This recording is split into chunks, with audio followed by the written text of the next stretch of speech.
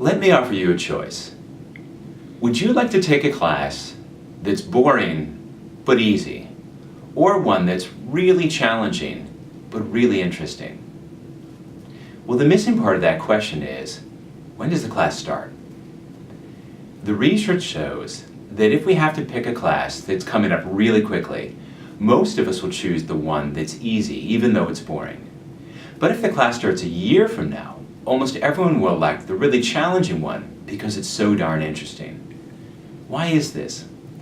Well, part of this is what psychologists Daniel Kahneman and Amos Tversky call a planning fallacy.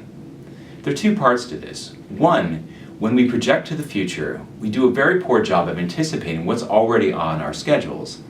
And two, when we think about any task, we tend to massively oversimplify it and think it's going to be pretty easy and take very little time.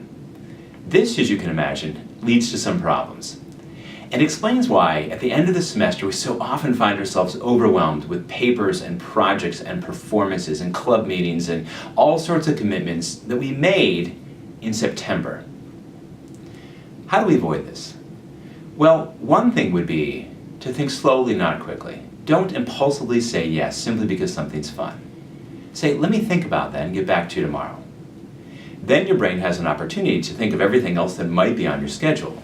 You can help yourself by taking time and actually writing down all the things you've made commitments for and trying to make a realistic assessment of how much time each of those things will take. If you're not sure how much time it'll take, ask advice. Ask the advisor, what happened last year? How much time do you think I should set aside? By doing this, by projecting realistically into the future, you can find that perfect balance of things that are challenging but not overwhelming. You want to have a successful semester, but you don't want to be overwhelmed.